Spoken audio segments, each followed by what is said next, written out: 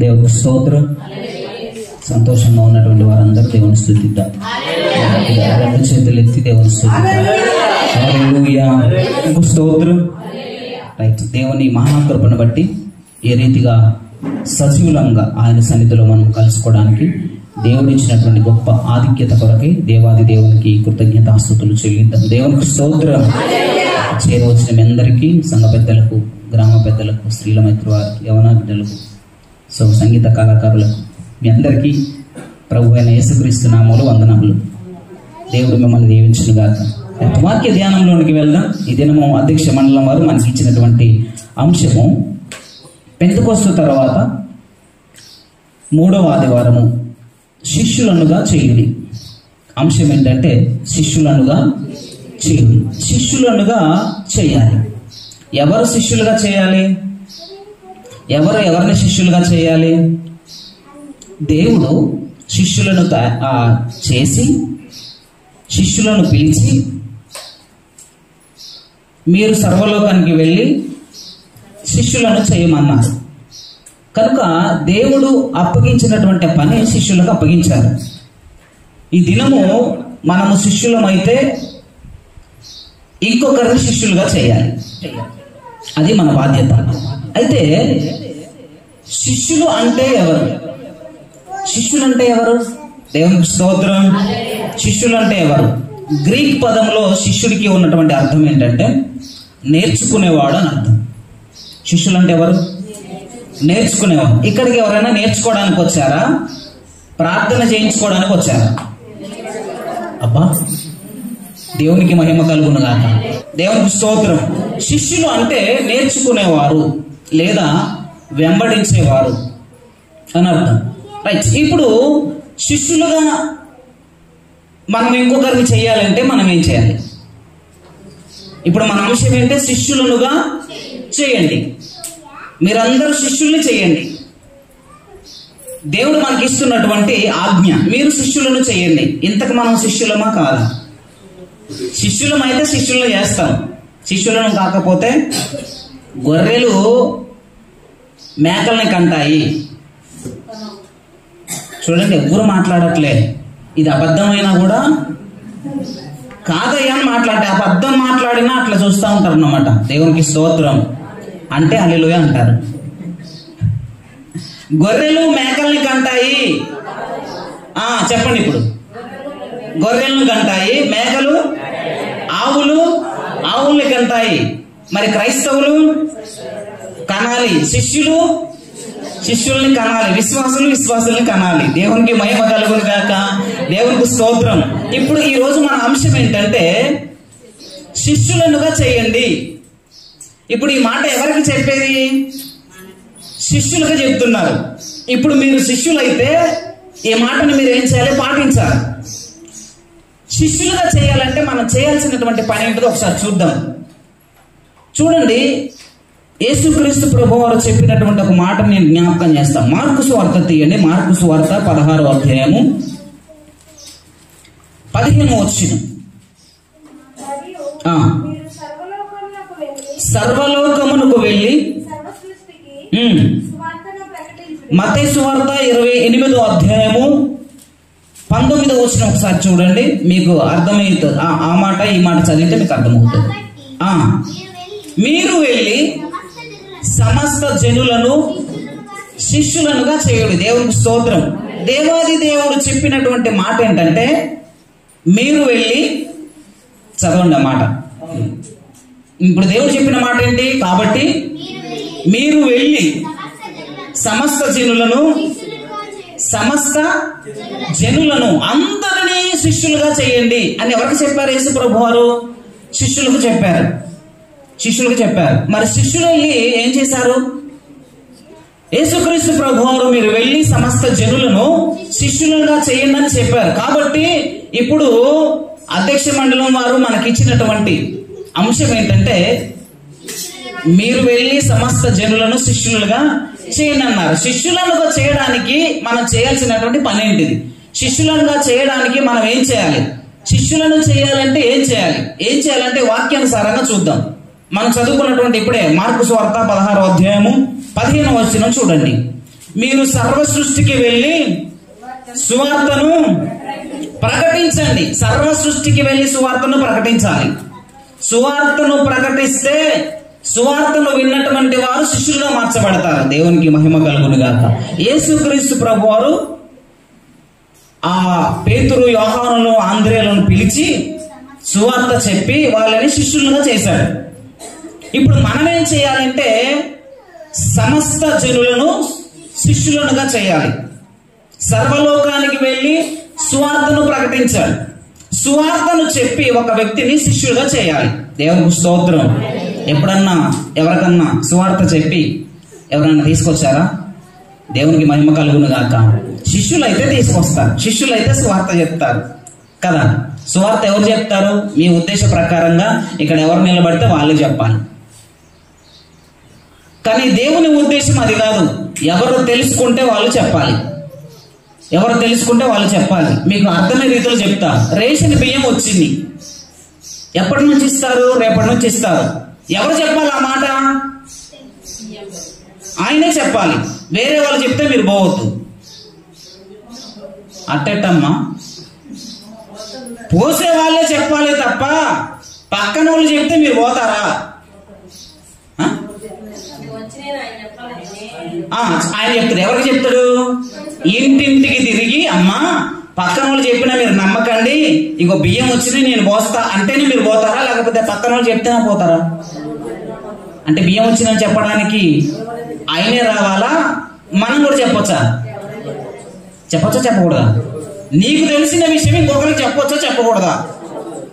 దేవుడు ఏమంటున్నాడంటే శిష్యులైనటువంటి వారు సువార్తను చెప్పాలి, మంచి వార్తను చెప్పాలి, దేవుని గురించినటువంటి వార్తను చెప్పాలి, వారికి బలాన్ని ఇచ్చే మాట చెప్పాలి, ఆరోగ్యము వచ్చే మాట చెప్పాలి, ఆత్మీయ బలం వచ్చే మాట చెప్పాలి, సంతోషకరమైనటువంటి వార్తను చెప్పాలి, సువార్త మంచి వార్త చెప్పాలి. అనారోగ్యంగా ఉంటే వాళ్ళకి ఆరోగ్యాన్ని ఇచ్చే మాటలు చెప్పాలి. దేవునికి మహిమ కలుగును గాక. యేసయ్య దగ్గరకు రండి, మీ కొరకు ప్రార్థన చేస్తామని చెప్పాలి. కానీ మనం చెప్పాం. ఏం చెప్తా మీ ఉన్న వాస్తవాలన్నీ బయటపడుతున్నాయని అనుకుంటున్నారా? ఎక్కడ నల్లతాళ్ళు కట్టే వాళ్ళు ఉంటారో అక్కడికి పంపిస్తారు. పలాని కాడికి పో, నీకు ఏం జరుగుతుంది? ఆయన గడితే, ఆయన అంతరం గడితే అది చెప్తారు. ఎక్కడ ఇద్దరు ముగ్గురు కూడి నా నామమున ప్రార్థన చేస్తే అక్కడ నేనుంటానని దేవుడు చెప్పాడు. నీకు బలహీనత ఉందా? ఇద్దరు రా మందిరంలోకి ప్రార్థన చేద్దాం అని చెప్పగలరా? ఎవరు చెప్తారో తెలుసా? శిష్యులు చెప్తారు. దేవునికి మహిమ కలుగును గాక. నిన్నటి దినాన ప్రార్థన చేయమని చెప్పిన, చేశారా? చేసిన వాళ్ళు ఒక్కసారి చెయ్యొద్దారు. 8:30 దాకా చేశారు. Very good. దేవుడు మిమ్మల్ని దీవించును గాక.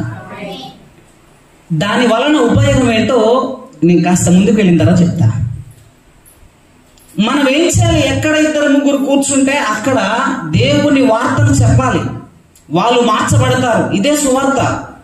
ఈ సువార్త విన్నటువంటి వారు శిష్యులుగా మార్చబడతారు. విశ్వాసులుగా మార్చబడరు, శిష్యులుగా మార్చబడతారు. వార్త చెప్పాలి. ఏ వార్త? సువార్త, మంచి వార్త, ఆరోగ్యాన్ని ఇచ్చే వార్త, ధైర్యాన్ని ఇచ్చే వార్త, ఆత్మీయ బలాన్ని ఇచ్చే వార్త, నెమ్మదినిచ్చే వార్త చెప్పాలి. అది ఎక్కడ దొరుకుతుంది? దేవుని సన్నిధిలో దొరుకుతుందని చెప్పాలి, వాక్యంలో దొరుకుతుందని చెప్పాలి, ప్రార్థనలో దొరుకుతుందని చెప్పాలి, ఆరాధనలో దొరుకుతుందని చెప్పాలి.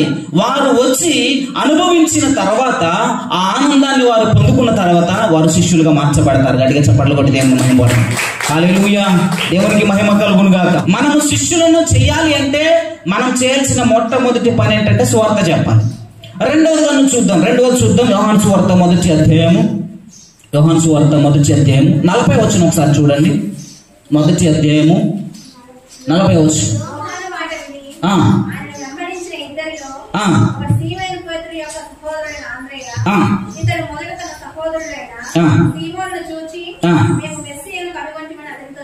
మేము మెస్సియాను కనుగొంటిమని అతనితో చెప్పి యేసు నొద్దకు అతనిని తోడుకొని వచ్చాను. దేవునికి మహిమ కలుగును గాక. సువార్త చెప్పి ఎక్కడికి తీసుకొని రావాలి? యేసు నొద్దకు తీసుకొని రావాలి. అప్పుడు వాళ్ళు శిష్యులుగా మార్చబడతారు. ఒకటి సువార్త చెప్పాలి, రెండవదిగా తీసుకొని రావాలి. శిష్యులు ఏం చేస్తారు? ఒక్క దగ్గర ఉండరు. శిష్యులు ఒక దగ్గర ఉండాలంటే దేవుని వార్తను ప్రకటించడానికి వారి బాధ్యత. అనేకులను దేవుని సన్నిధికి నడిపించే బాధ్యత శిష్యులది. ఇప్పుడు శిష్యులను చేయాలంటే మొదటగా మనం చెప్పాలి, సువార్తను చెప్పాలి. రెండవదిగా వారిని తోడుకొని రావాలి, దేవుని సన్నిధికి తోడుకొని రావాలి. తోడుకొని వస్తే వారు దేవుణ్ణి వెంబడిస్తారు, యేసయ్యను వెంబడిస్తారు. తీసుకొచ్చి యేసయ్యకు అప్పచెప్పడమే. చెప్పాలి, ప్రభువా నీ మాట చెప్తున్నా, ఇగో ఈమె బాధలో ఉంది, వేదనలో ఉంది, కన్నీటితో ఉంది, అనారోగ్యంతో ఉంది, ఆవేదనలో ఉంది, దుఃఖపడుతుంది. ప్రభువా మీ మాటను చెప్తామా, మందిరానికి రా, ప్రార్థన చేద్దాం, నీకు ధైర్యాన్ని దేవుడిస్తాడు అని చెప్పాలి. చెప్పి ఒక వ్యక్తిని తోడుకొని రావాలి దేవుని మందిరానికి. తోడుకొని వచ్చి ఏం చేయాలో తెలుసా? దేవునికి అప్పచెప్పాలి. ప్రభువా ఇగో నీ బిడ్డను తీసుకొచ్చిన, నీ బిడ్డను తీసుకొచ్చిన, ఇగో ఈ బిడ్డను నీ శిష్యుడుగా నీ శిష్యురాలుగా చేసుకో ప్రభు అని దేవునికి అప్పచెప్పాలి. ఒకటి సువార్త చెప్పాలి, రెండు తీసుకొని రావాలి. మూడోదిగా నేను జ్ఞాపకం చేస్తాను. చూడండి మత్తయి సువార్త 28వ అధ్యాయం, ఇందాక మనం చదువుకున్నాం 28వ అధ్యాయము 20 వచ్చిన ఒకసారి చూడండి. నేను మీకు ఏ ఏ సంగతులను ఆజ్ఞాపించుతునో వాటన్నింటినీ గైకొనవలెనని వారికి బోధించుడి. దేవునికి స్తోత్రం. ఇప్పుడు ఏం చేయాలో తెలుసా? ఇగో ఆయన చెప్తండే ఆ మాటలు వినాలి. ఏం చెప్తున్నాడు? ఉదయాన్నే లేచి ప్రార్థన చేయమంటున్నాడు, అది చెయ్యి అని చెప్పాలి. ఎవరికి? మీరు ఎవరికైతే సువార్త చెప్పారు, ఎవరినైతే తీసుకొచ్చారో వారికి మాటలు చెప్పాలి. ఏమని? యేసుక్రీస్తు ప్రభువారు అంటున్నారు, ఇగో నేను మీకు ఏ ఏ సంగతులను ఆజ్ఞాపించుతునో, ఏ ఏ సంగతులను గైకొనమని చెబుతునో వాళ్ళకి మీరు వాటిని బోధించండి. దేవునికి మహిమ కలుగునుగా. బోధించండి. ఇప్పుడు ఏం చేయాలో తెలుసా? గైకొనమని చెప్పాలి. ఇగో ఆయన ఎట్లా చెబితే అట్లా విని, వాక్యంలో ఎలా ఉంటే అలా చేద్దాం, అలా గైకొనాలి, అలా వినాలి. వినాలా లేదా? డాక్టర్ గారి దగ్గరికి వెళ్ళిన మలేరియా జ్వరం వచ్చింది అనుకో, కోర్స్ ఇస్తారు, టాబ్లెట్లు ఇస్తారు, ఉదయము, మధ్యాహ్నము, సాయంత్రం లేదా రాత్రి. ఏ ఏ సంగతులు ఆజ్ఞాపించుతారో వాటినన్నింటినీ ఏం చేయాలి? గైకొనాలి, పాటించాలి. అలా అయితేనే ఆ అనారోగ్యం పోతుంది. ఇప్పుడు శిష్యులను చేయడానికి మీరందరూ శిష్యులుగా ఉండాలంటే, మీరందరూ శిష్యులుగా మార్చబడాలంటే ముందు సువార్త తెలియాలి. మీకు సువార్త తెలియాలి. ఆ తర్వాత మీరందరి మందిరానికి రావాలి. ఆ తర్వాత విన్న వాటిని గైకొనాలి. అప్పుడే మీరు శిష్యులు అవుతారు.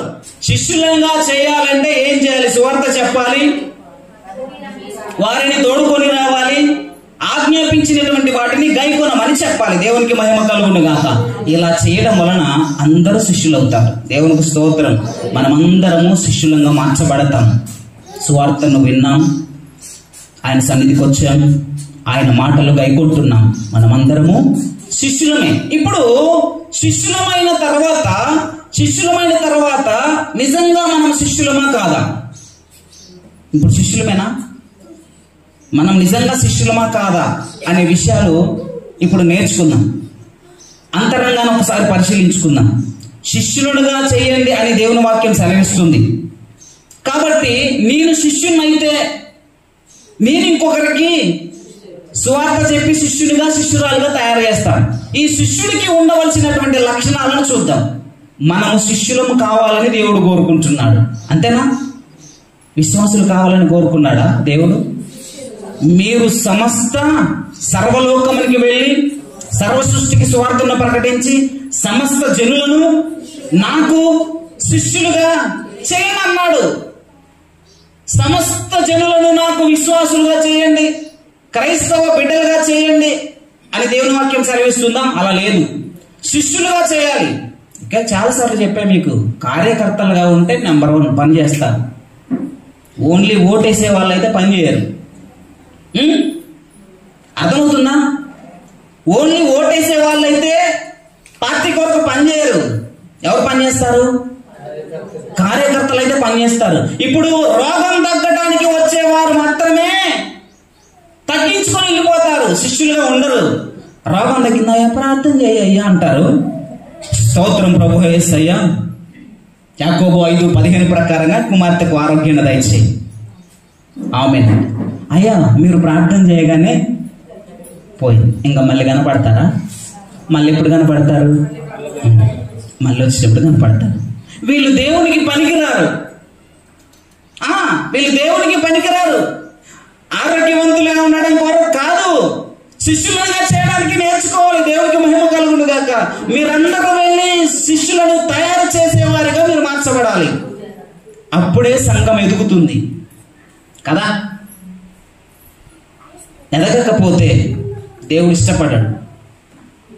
మొదటిగా సువార్త ప్రకటించాలి, తీసుకురావాలి, మాటలు గైకొనమని చెప్పాలి. ఇది మనలో శిష్యుని లక్షణాలు ఉన్నాయో లేదో ఒకసారి పరిశీలించుకుందాం. మనం చదువుకున్నటువంటి రాజుల మొదటి గ్రంథం ఒకసారి చూడండి. రాజుల మొదటి గ్రంథము 19వ అధ్యాయము 19వ వచనం ఒకసారి చూడండి. రాజుల ఏలియా అచ్చటి నుండి పోయిన తర్వాత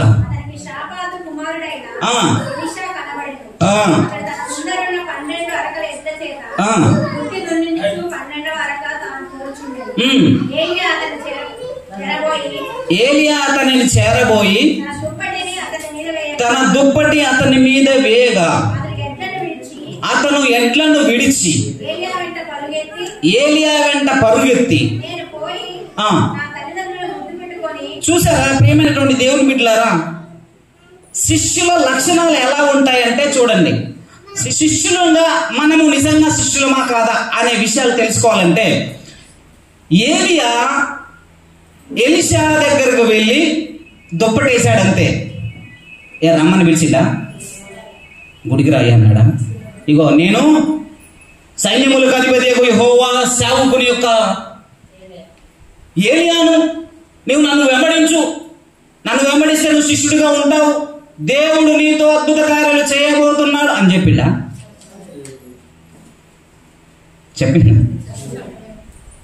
చెప్పలే. శిష్యుల లక్షణాలు ఎలా ఉంటాయంటే పిలవకుండానే వచ్చి కూర్చోవాలి. దేవునికి స్తోత్రం. అసలు సిగ్నల్ ఇస్తే చాలు, ఇట్లా అంటే చాలు. ఈయన దుప్పటి అట్లా వేసింది అంతే. మీకు విషయం తెలుసా? మా తాత ఉత్తరం ఎక్కడో పోయిందని ఆడతారు, ఆడతారు కదా. చిన్నప్పుడు మేము ఆడుకోలేదు. మా తాత ఉత్తరం ఎక్కడో పోయిందంటే అందరం ఇటు తిరిగి ఉంటారు. ఈ కచ్చి పట్టుకొని చుట్టూ తిరిగి వాళ్ళ దగ్గర కచ్చి వేయాలి. ఇటు తిరిగి వచ్చేసరికల్లా నా వెనక కచ్చి ఉందని వాడు తెలుసుకోకపోతే ఇక బాధుడు. మళ్ళీ చుట్టూ తిరిగి వచ్చేదాకా తన్నుడే ఉంటది. ఇప్పుడు ఏం చేయాలి? నా మీద కచ్చి పేర నేస్తున్నారా లేదని గమనిస్తూ ఉండాలి. అదే ఆట. యుద్ధ రంగంలో దిగినటువంటి మనము, యేసయ్యతో పాలి భాగస్థులంగా ఉన్నటువంటి మనము, యేసయ్య పరుగు పందెములు వెళ్ళడానికి సిద్ధంగా ఉన్నటువంటి మనము, మన మీద కచ్చి ఏమైనా పడుతుందా? మనల్ని దేవుడు ఏమైనా పిలుస్తున్నాడా? మనకేమన్నా పిలుపు ఉందా?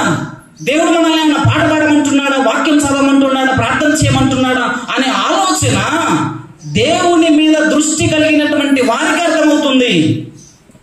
అందుకే ప్రియమైన దేవుని బిడ్డలారా, ప్రభు అయిన యేసుక్రీస్తు నామములో మీ అందరికీ ఉదయకాలపు శుభములు. ఎందుకు ఇదంతంత భారతం? ఇలా ఆదివారం అని తెలియదా? తెలుసా? తెలియదా? ఎందుకు అది చెప్పకుండా రావాలండి? నాకు అర్థం కాదు. చెప్పకుండానే రావాలి, మైక్ లేకుండానే రావాలి. అందుకే దేవునికి స్తోత్రం. మనకు మైక్ లేదు, దేవునికి స్తోత్రం. హల్లెలూయా. కొంతమంది అనవసరంగా దేవుని మాటలు విని నిర్లక్ష్యంగా వదిలేస్తున్నారు. అందుకే కాబోలు బయట వాళ్ళకి ఎవరికి వినబడకుండా దేవుడు మనకి వినబడేలా చేశాడు. దానికి మనం ఎవరం బాధ్యులం కాదు. దేవునికి స్తోత్రం. హల్లెలూయా. ప్రియమైన దేవుని బిడ్డలారా, మనము శిష్యులముగా ఉన్నామా లేదా అని తెలుసుకోవాలంటే ఎలీషా వెంటనే విడిచిపెట్టి వచ్చాడు. శిష్యులకు ఉండే లక్షణం ఏంటో తెలుసా? ఎంత పనున్నా వదిలిపెట్టి రావాలి. విశ్వాసులైతే రోగం పోవడానికి ఎంత పనున్నా వదిలిపెట్టి వస్తారు.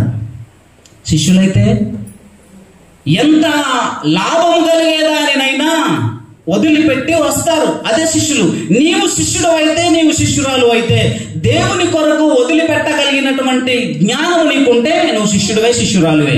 చూడండి, ఏలియా 12 అరకలు తోలుతున్నాడు. 12వ అరక ఎలీషాది. వదిలిపెట్టి వచ్చాడు అరకను. అరకను వదిలిపెట్టి రావడమే కాదు, అరకను నరికాడు, భోజనాన్ని పెట్టాడు. ఇగో నేను యేసయ్యకు శిష్యుడిగా వెళ్తున్నాను, నాకెంత ఆనందమో తెలుసా?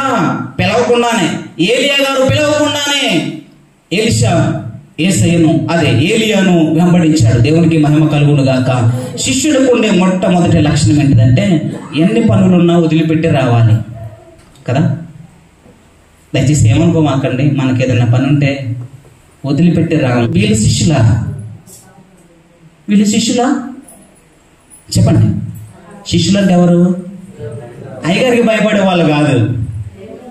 శిష్యులంటే ఆదివారం మాత్రమే భయపడే వాళ్ళు కాదు. పెద్ద అయ్యగారు రాగానే భయపడే వాళ్ళు కాదు శిష్యులు. అసలు వీళ్ళు కనపడరు, శిష్యులకి వీళ్ళు కనపడరు. వీళ్ళంతా నామ మాత్రమే, నాకు దేవుడు కనపడుతున్నాడా అంటారు.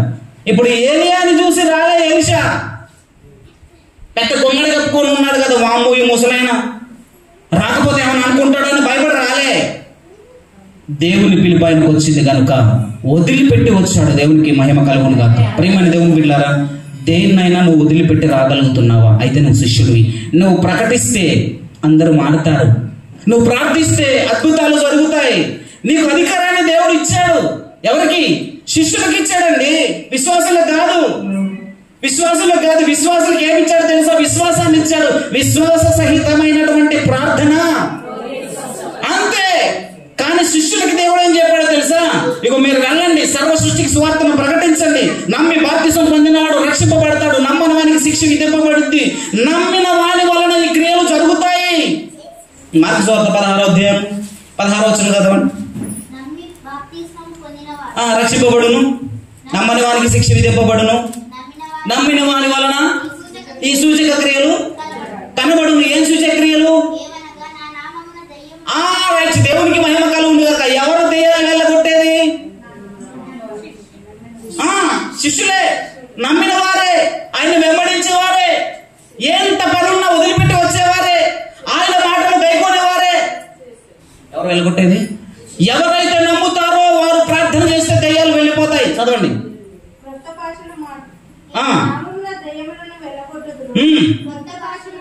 మాట్లాడతారు, పాములను ఎత్తి పట్టుకొందురు. ఎవరు ఎత్తి పట్టుకునేది?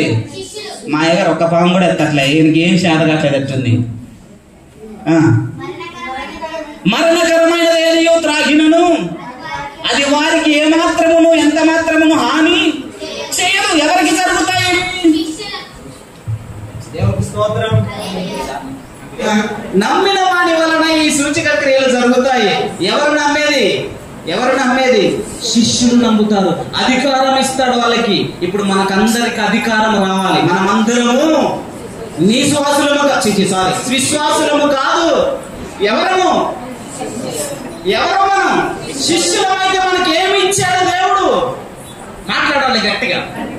అధికారం ఇచ్చాడు. ఏం అధికారం ఇచ్చాడు? మీరు ప్రార్థన చేస్తే వెళ్ళిపోతాయి.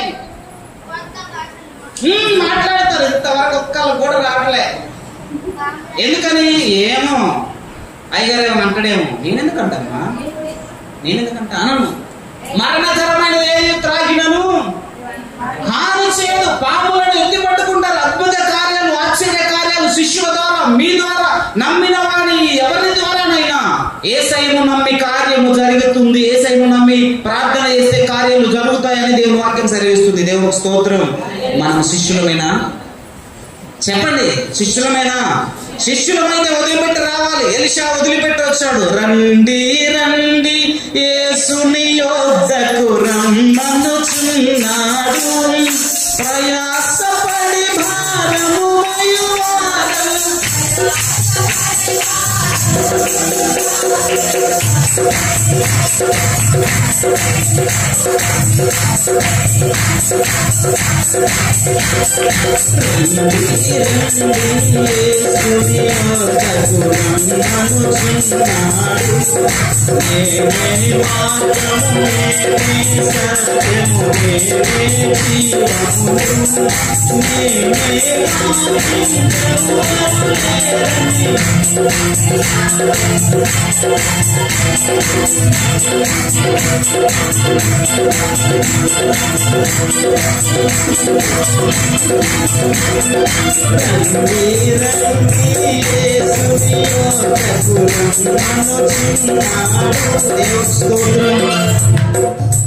రావాలి, విడిచిపెట్టి రావాలి. ఎలీషా పరిగెత్తుకుంటే ఎలా వచ్చాడో అలా రావాలి.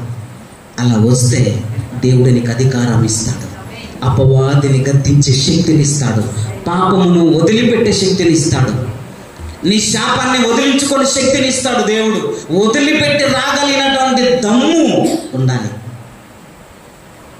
ఆ దమ్ము, ఆ ధైర్యం ఎక్కడి నుంచి వస్తుందో తెలుసా? చూడండి, ఎవరైనా అరకను నరికి దేవుని సన్నిధికి వస్తారా?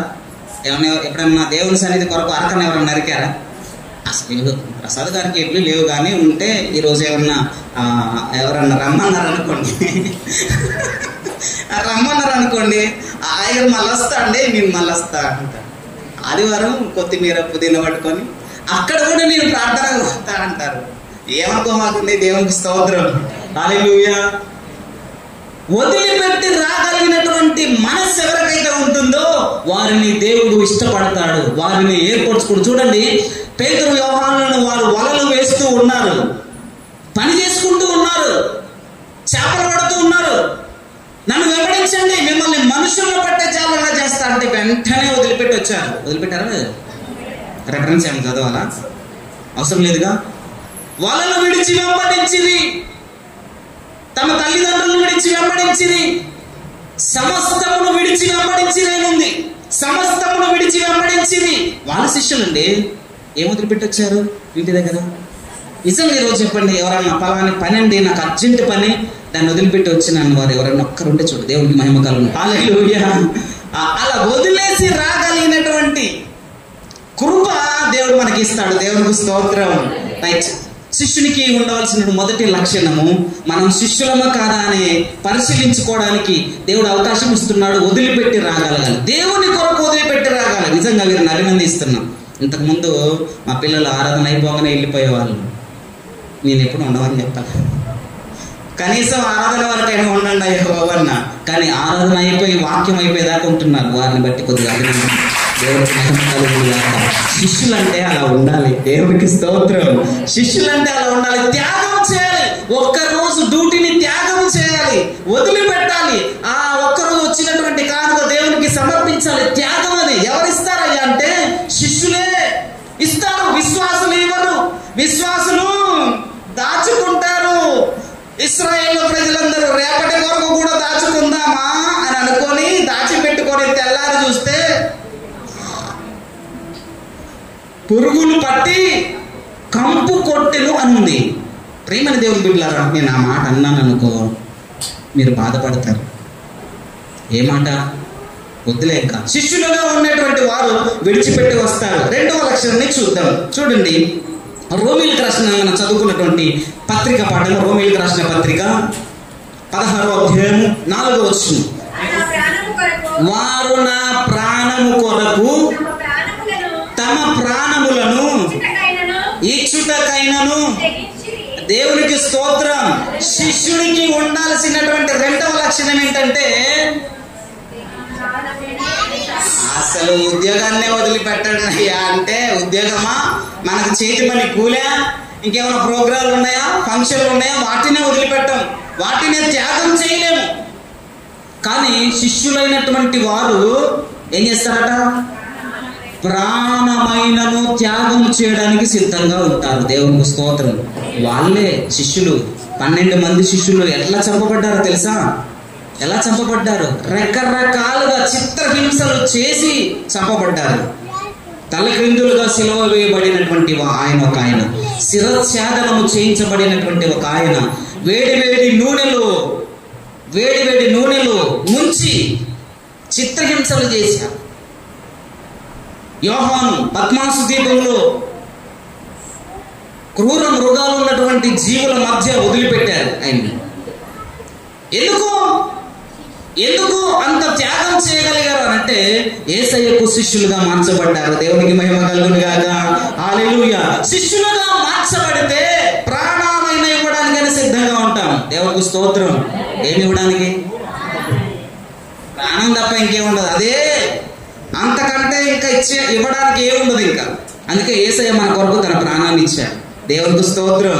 శిష్యులుగా ఉండడానికి రెండవ లక్షణము, ప్రాణాన్ని సహితం. ఇంకా అక్కడ కింద చూస్తే చాలా మంది శిష్యులు ఉన్నారు, చాలా రకాల త్యాగాలు చేశారు. 12వ వచనం ఒకసారి చూడండి, 16వ అధ్యాయం 12వ వచనం. ప్రభువునందు ప్రయాసపడు వందనములు ప్రియురాలకు పెర్సిస్సునకు వందనములు, ఆమె ప్రభువునందు బహుగా ప్రయాసపడెను. మూడవదిగా చూస్తే శిష్యులైనటువంటి వారికి ఉండే లక్షణం ఏంటంటే బహుగా ప్రయాసపడతారు. ఒకటి, వదిలిపెట్టి వస్తారు, బాగా ప్రయాసపడతారు. మూడవదిగా ప్రాణాన్నైనా ఇస్తారు. ఈ మూడింటిలో మనకున్న ఏకైక లక్షణం ఏంటి? ఈ మూడింటిలో ఏదన్నా ఒక లక్షణం లేదు. అయితే మనమందరం విశ్వాసులమే. మనమందరము మరి విశ్వాసులుగా దేవుడు చేయమంటున్నాడు. మిమ్మల్ని ఏమి చేయమంటున్నాడు? సువార్త చెప్పేది ఎందుకు? విశ్వాసులుగా ఉండడానికి కోసం కాదు, శిష్యులుగా ఉండడానికి. ఇప్పుడు శిష్యులైనటువంటి వారు ఏం చేస్తారు? విడిచిపెట్టి వస్తారు. నిజంగా రాత్రికాల సమయంలో అమ్మ గంట ప్రార్థన చేయండి అంటే చక్కగా మాట విని లోబడి వచ్చి ప్రార్థన చేశారు. దేవునికి స్తోత్రం. చెప్పిన వెంటనే చేసేవారు ఎవరై అంటే శిష్యులు. వదిలిపెట్టారు. మీకు ఏం పని లేదా? రాత్ర పని చేసుకోవడానికి ఏం పని లేక వచ్చారా? పని ఉంది, కానీ సేవకుడు చెప్పాడు, దేవుని మాటకు మేము లోబడాలనే ఉద్దేశంతో వచ్చి చక్కగా ప్రార్థన చేశారు. ప్రతి శనివారం అలాగే ప్రార్థన చేయండి. దేవునికి మహిమకరంగా జరుగుతుంది ఆదివారపు ఆరాధన. అవునంటారా కాదంటారా? దేవునికి స్తోత్రం. ఇంకా ఎంతమంది వీలైతే అంతమంది వచ్చి ప్రార్థన చేయండి. మిమ్మల్ని బలవంత పెట్టని అవసరం లేదు. ఏలియా ఎలీషాను బలవంత పెట్టలేదు. వస్తావా రావన్నా? అయ్యా నేను వెళ్ళి నా తల్లిదండ్రులకు చెప్పేసి వస్తే పో, నేనేమి నిర్బంధం చేయను నిన్ను అని అన్నాడు. నా వలన నీకు నిర్బంధం ఏమీ లేదు, నువ్వు స్వేచ్ఛగా వెళ్ళి రావచ్చు, రానవచ్చు రాకపోనవచ్చు, నీ ఇష్టం. అది దేవుడైతే నీ మీద దుప్పటేయమన్నాడు, దుప్పటేసిన. రావాలా వద్దనేది నీ ఇష్టం. వస్తేనేమో నీ వలన అద్భుత కార్యాలు చేస్తాడు. అర్థమవుతుందా? నేను చెప్పేది అర్థమవుతుందా? ఏలియా కంటే ఎలీషా ఎక్కువ అద్భుతాలు చేశాడు. ఎందుకో తెలుసా? విడిచిపెట్టి వచ్చిన వెంటనే, పిలవగానే విడిచిపెట్టి రాగానే దేవుడికి నచ్చాడు ఎలీషా. దేవునికి స్తోత్రం. కాబట్టి ప్రియమైన దేవుని బిడ్డలారా, శిష్యులైనటువంటి వారు మొదటగా ఏం చేస్తారు తెలుసా? విడిచిపెట్టి వస్తారు, బహుగా ప్రయాసపడతారు. ఎందుకయ్యా డ్యూటీలు వదిలిపెట్టి ఎంతగా పని చేస్తున్నారు? ఎందుకు? పొద్దున్నే వచ్చి ఒకటే తుడుచుడు, ఒకటే కడుగుడు, ఆ కట్టను సరిచేయ, ఈ ఫ్యాన్ సరిచేయ, దాన్ని అసలు ఈ మైక్ సరిచేయ, ఆ ఛార్జింగ్ పెట్ట బ్యాటరీలకు, ఆ కీబోర్డు, ఈ ఫ్యాన్ అన్ని సరి. ఎందుకు ఇంత ప్రయాసపడుతున్నారు అంటే దేవుడు మాకు ఇచ్చినటువంటి, చెప్పండి, ధన్యత. నేనెవరిని? విశ్వాసిని కాదు. అందరూ శుభ్రంగా తుడిస్తే, అందరూ చక్కగా కుర్చీలు తుడిచి మంచిగా పెడితే టయానికి వచ్చి కూర్చునే విశ్వాసిని కాదు నేను. విశ్వాసులు కూర్చునే కుర్చీని తుడిచే దేవుని శిష్యుణ్ణి. చెప్పండి గట్టిగా చెప్పండి. కొట్టి దేవుని విశ్వాసులు వచ్చి కూర్చొని వాక్యం వినడానికి వారి కొరకు సిద్ధము చేసే, కుర్చీలను సిద్ధం చేసే శిష్యులు. అవునా? ఎంతమంది వచ్చి కుర్చీలు తుడిచారు? రేపటి నుంచి వచ్చే వారం నుంచి అందరూ శిష్యులుగా మార్చబడుతురు కాక. శిష్యులు అంటే వదిలిపెట్టి రాగలగాలి. ఒక్క రోజు పూట కూటి కోసము ఆ జ్యేష్ఠత్వాన్ని అమ్ముకున్న భ్రష్టుడైన ఏశావు వల్ల మీరు ఉన్నారేమో చూసుకోండి అని దేవుని వాక్యమే స్పష్టంగా తెలియజేస్తుంది. ఒక్క పూట కూటి కోసం కదా.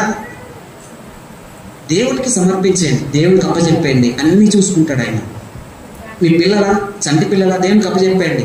గేదెలా అప్పచెప్పండి. ఫంక్షనా అప్పచెప్పండి. కులమా అప్పచెప్పండి. ఫంక్షనా అప్పచెప్పండి. ఉద్యోగమా దేవునికి అప్పచెప్పండి. అత్యవసరమా దేవునికి అప్పచెప్పండి. దేవునికి స్తోత్రం. ఏం చేయాలి? దేవునికి అప్పచెప్పి రావాలి. దేవునికి స్తోత్రం. హల్లెలూయా. దేవునికి మహిమ కలుగును గాక. కాబట్టి ప్రియమైన దేవుని బిడ్డలారా, శిష్యులు అనేటువంటి వారు వదిలిపెట్టి వస్తారు. ఏం చేస్తారు?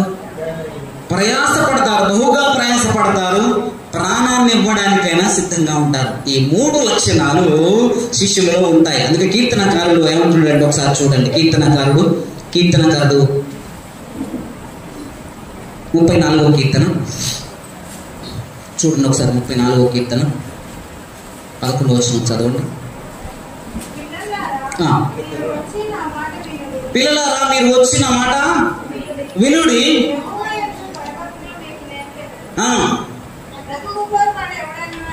పిల్లలారా వచ్చి నేర్చుకోండి, భయభక్తులు ఏంటో నేను నేర్పిస్తా. బ్రతకగోరు వాడు ఎవడైనా ఉన్నాడా? మేలు నందుచు. ఇప్పుడు మనకి ఏం కావాలో తెలుసా? మన కుటుంబాలలో మేలు జరుగుతూ మనం బ్రతకాలి. అంతేనా అందరం కోరుకునేది? అంతేనా ఇంకేమన్నా? మనకందరికీ మేలు జరుగుతూ మాట్లాడండి. స్తోత్రం యేసయ్యా. అందుకే మాట్లాడాలి.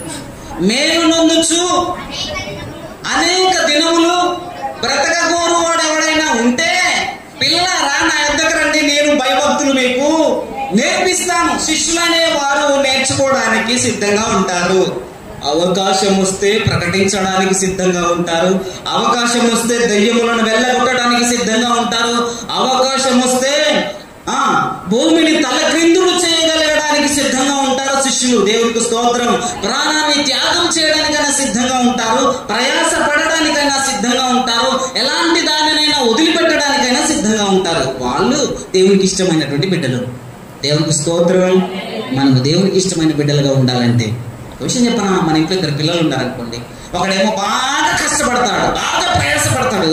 ఒకడేమో ఏ పని లేకుండా చక్కగా ఆయన కాళ్ళ మీద కాలు వేసుకుని తెచ్చిన వారా తిన్నవారా కా అంటాడు. ఇప్పుడు ఎవరిని ఇష్టపడతారు? ఎందుకని? కష్టపడుతున్నాడు కాబట్టి. ఇంకొక విషయం చెప్పనా, ఇంట్లో 2 పిల్లలు ఉన్నారు. ఆ 2 పిల్లలు ఇట్లా ఎవరికన్నా ఒకరికి అనారోగ్యం వచ్చిందనుకో, ఎవరిని ఇష్టపడతాం? ఎవరిని ప్రేమిస్తాం? ఎవరి మీద ఎక్కువ దృష్టి పెడతాం? మంచిగా ఉన్న వాళ్ళ మీద పెట్టాం కదా. అయితే కొంతమంది ప్రార్థన చేసే వాళ్ళ మీదకి బలహీనతలు వస్తూ ఉంటాయి. వస్తున్నప్పుడు దేవుని దృష్టి ఎవరి మీద ఉంటుంది? ఎవరి మీద ఉంటుంది? వాళ్ళ మీదనే ఉంటుంది. మీకు బలహీనత, మీ ఇంట్లో దుఃఖము, మీ హృదయంలో వేదన ఉన్నాయనుకో, దేవుని దృష్టి మీ మీద ఉంటుందని గుర్తుంచుకోండి. అందుకే నా రోగం పోవాలి, నా రోగం పోవాలంటే ఆయన దృష్టి కూడా అనారోగ్యం మీద ఉన్న వాళ్ళ మీదకి వెళ్ళిపోతుంది. నీ మీద నుంచి వెళ్ళిపోకుండా ఉండాలంటే నీకు అనారోగ్యము నిజంగా దేవుని సన్నిధి కావాలనుకునే వాళ్ళు నాకు ఆరోగ్యం కావాలని అడగరు. పౌలు గారు అడిగారు 3 సార్లు అడిగారు, ప్రభు మీ చిత్తం అయితే ఆరోగ్యాన్ని ఇస్తావా అని అన్నాడు. ఆరోగ్యం కావాలా, నాకు కృప కావాలా అన్నాడు. వద్దులే ప్రభు నీ కృప చాలనికి ఇలాంటి బలహీనతలు ఎన్ని వచ్చినా పర్వాలేదు, మీకు మహిమ కలుగునుగా అన్నాడు ఆయన. దేవునికి స్తోత్రం. అనారోగ్యం మీద ఆయనకు దృష్టి లేదు.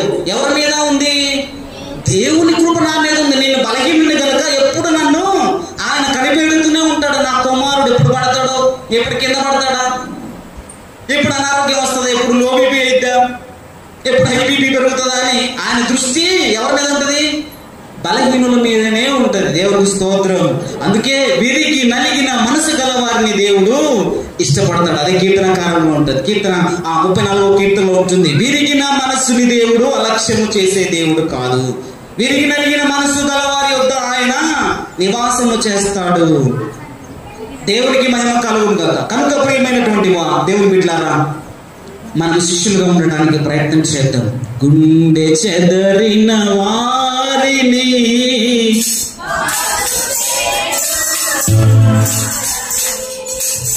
గుండె చెదరిన వారిని వాడు చేయు వారి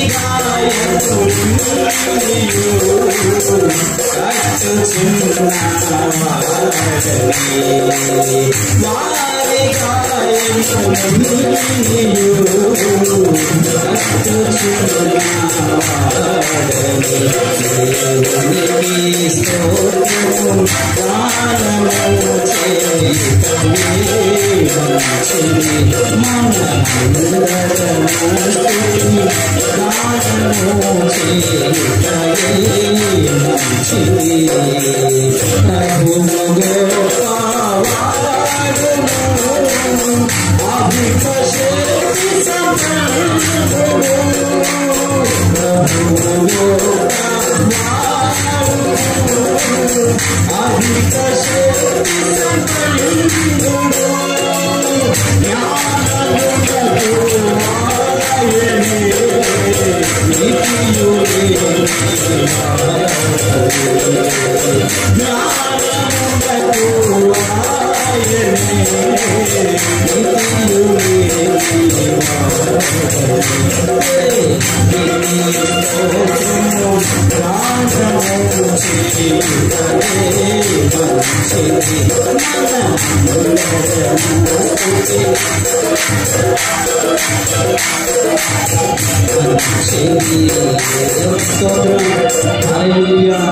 మన దేవుడు అంత గొప్పవాడని చెప్పాలి, సువార్త ప్రకటించాలి, గుండె చెదరిందా ఆయన ఆదరించే దేవుడు అని చెప్పాలి. ఇంకా ఈ వచనంలో ఈ పాటలో ఎన్ని ఆదరణ కలిగించే మాటలు ఉన్నాయి తెలుసా?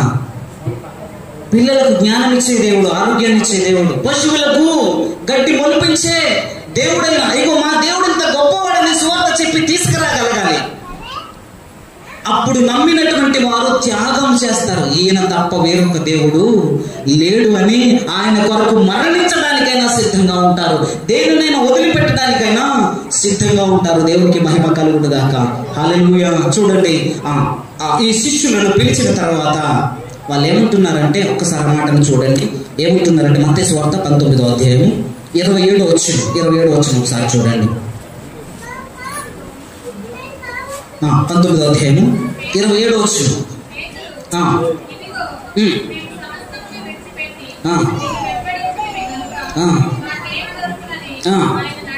మాకేమి దొరుకునని ఆయన అడుగగా ఇట్లా నేను ఏమన్నాడు తెలుసా? మనుష్య కుమారుడు ఉండున్నప్పుడు 12 సింహాసనముల మీద వాసీలులై 12 గోత్రముల వారికి తీర్పు తీర్చుదురు. దేవునికి మహిమ కలుగును గాక. ఇంకా కిందికి వెళితే ఇహమందు ఈ లోకములో పరలోకములో 100 రెట్లు 1000 రెట్లు దీవెనయు ఆశీర్వాదము మీకు ఉంటుందని దేవుడు శిష్యులతో చెప్పాడు. దేవునికి స్తోత్రం. విశ్వాసులతో చెప్పలేదండి, దేవునికి స్తోత్రం. ఎవరితో చెప్పాడు? శిష్యులతో చెప్పాడు. అందుకే మనమందరం శిష్యులుగా తయారవ్వాలి, శిష్యులుగా చేయాలి, అనేకులను శిష్యులుగా చేయాలి. దేవునికి స్తోత్రం.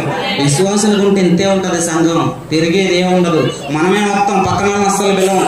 ఒకళ్ళ వాళ్ళు మనల్ని ఫంక్షన్కి రమ్మంటే అంతేనంటావా, రావాలంటావా? అక్క ఏరా భయగుండవు, నేను తీసుకుపోతారా అని. కావాలంటే నీకు నా చీర పట్టు చీర ఇస్తుందా, కావాలంటే నేను నీకు ఛార్జీ పెట్టుకుంటారా, మళ్ళీ నేను తీసుకొచ్చి నన్ను అప్పచెప్తారా, అవసరమైతే మీ ఆయన పర్మిషన్ అడుగుతారా అంటారు. ఎక్కడికి? చిన్నపోవడానికి అడుగుతారు. అదే త్యాగము చేసి వేరే వాళ్ళని పిలుచుకొచ్చి ఇక్కడ కూర్చోబెట్టి దేవుని మాటలు విడిపించి గుండె చెదిరిన వారిని బాగు చేసే దేవుడని ఆ మాటలు వారికి వినిపించే శిష్యురాలుగా ఉంటే నీకు 100 దీవెన ఆశీర్వాదము పరలోకంలో ఉంటుంది. సింహాసనం ఉంటుందట, జీవ కిరీటాన్ని ఇస్తాడట. ఇశ్రాయేలుల 12 గోత్రముల వారికి తీర్పు తీర్చే అధికారము శిష్యులకు ఇచ్చాడు. దేవునికి మహిమ కలుగును గాక. ఆయనతో పాటుగా కూర్చుండబెట్టుకునే అధికారము, ఆధిక్యత దేవుడు శిష్యులకు ఇస్తున్నాడు. కనుక ఇప్పుడు చెప్పండి, శిష్యులుగా ఉంటారా, విశ్వాసులుగా ఉంటారా? దేవునికి స్తోత్రం. రాత్రంతయు శ్రమ పడినా రాలేదు ప్రభువు జయము, రహదారిలో వెదకినను రారాయను ప్రతిఫలము. నీ సిలువా రమణీయ రోజులను రచనాలను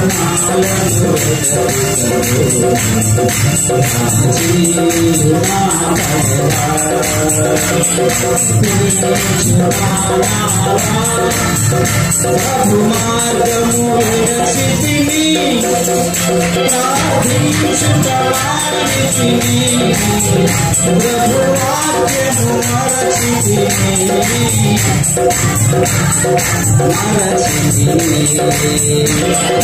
పంచె నటనలలో భావేయమును ఉంది, వలనే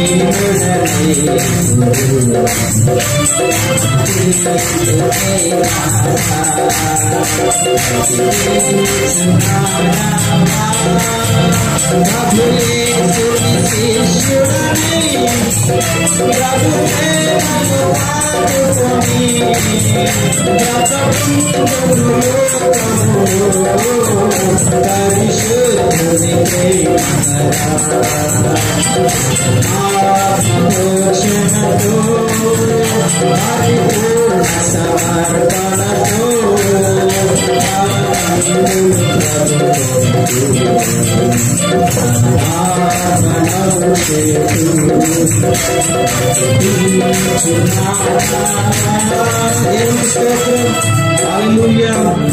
ఏం చేస్తాడట?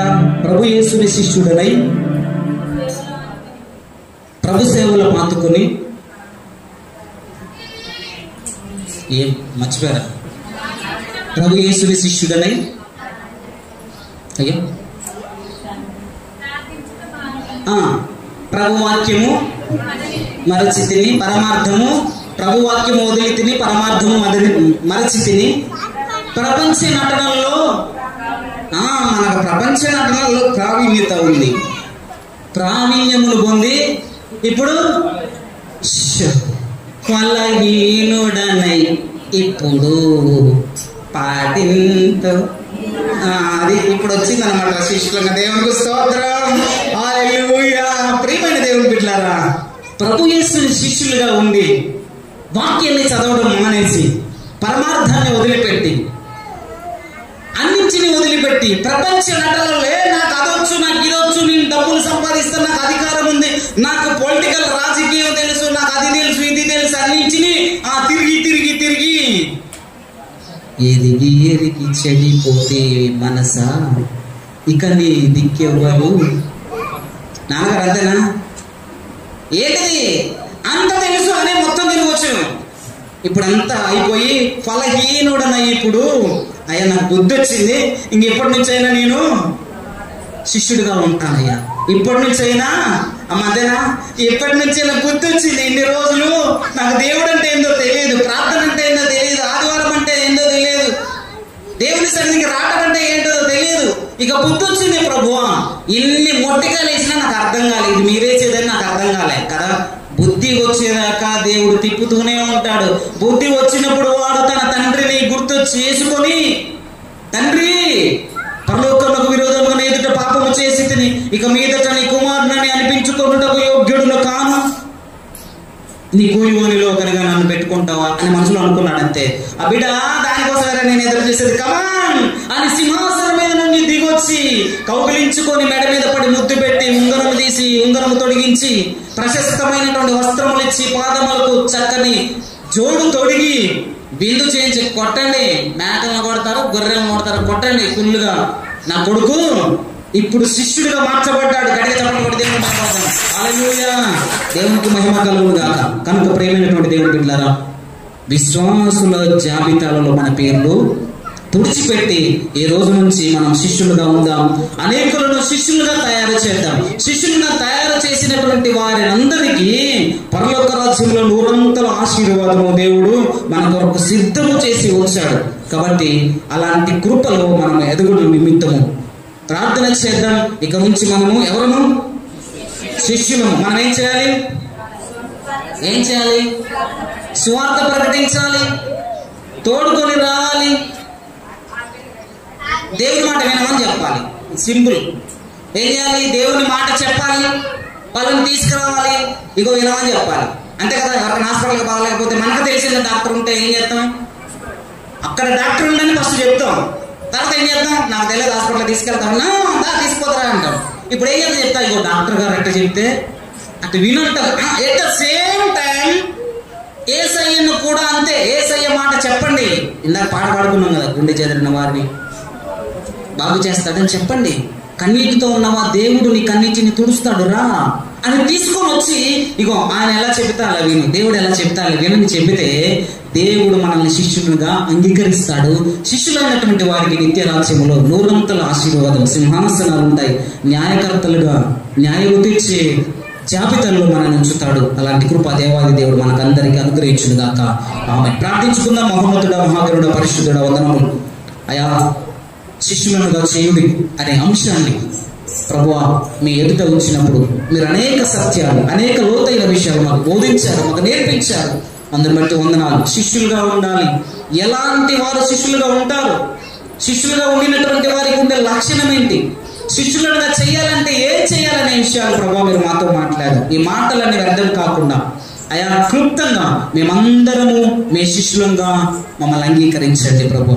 మీ పని చేసేవారిగా, మీ స్వార్థను ప్రకటించేవారిగా, మీ యొక్క అనేకులను నడిపించేవారిగా, మీ మాటలు గైకొనేవారిగా, అనేకులు మీ మాటలు గైకొనాలని చెప్పేవారిగా మమ్మల్ని తయారు చేయండి. 100 దీవెన ఆశీర్వాదము మాకు పరలోకంలో సిద్ధం చేసి ఉంచిన దేవా, మీకు వేలాది కృతజ్ఞతాస్తుతులు చెల్లిస్తున్నాం. ఈ మాటలు ప్రభు మా బిడ్డల హృదయాలను స్థిరపరిచి 100 ఫలింపజేసి మహిమ, ఘనత, ప్రభావాలు మీరు పొందుకుంటారు. యేసయ్య శక్తి కలిగిన నామమును అడిగి ప్రార్థించి పొందుకుని నాము తండ్రి. ఆమేన్, ఆమేన్, ఆమేన్.